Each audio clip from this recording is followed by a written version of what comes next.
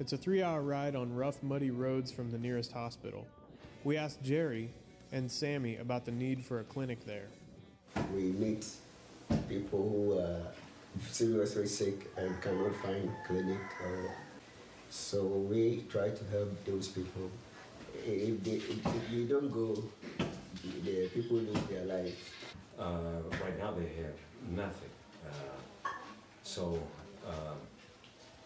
There's benefits not just for the immediate care of accidents or serious illness.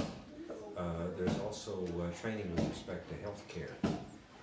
The people in the area, there's a number of things that they're just not knowledgeable of, and if they such as drinking water.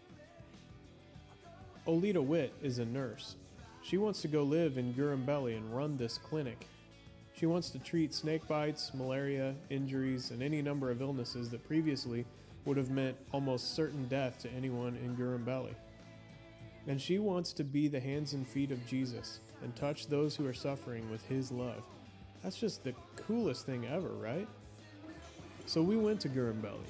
We went to church there on Sunday, and then we went to the government school there another day. We did a skit about Jesus being the only way to God. We used puppets and did a skit about Noah's Ark for the kids. We shot a lot of video and a lot of pictures of this beautiful place.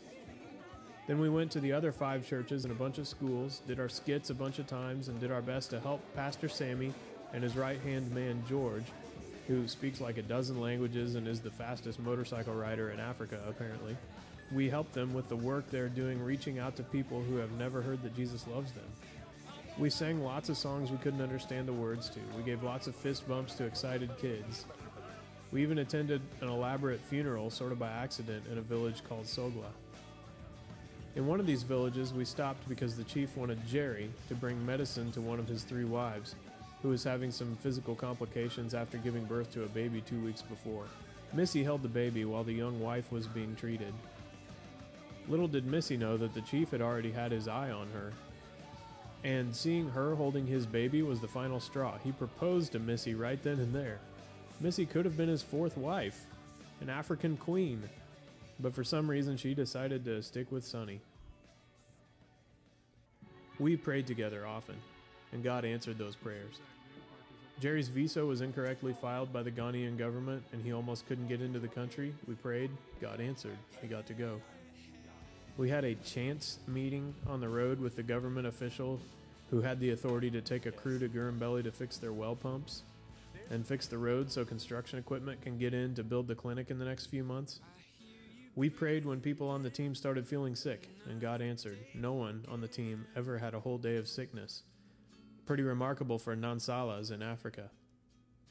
We prayed when a corrupt police officer at a roadblock literally threatened to drink your blood and kill your family. God answered our prayers, and a minute later the officer let us go.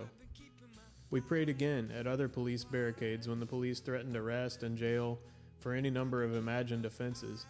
God kept us safe. We prayed when we had flat tires hours away from town when we had just had the spare repaired the day before. We had lots of flats, but never 2 on the same trip. We prayed about delayed flights and scary food and unsanitary conditions and lots of things. God answered every time.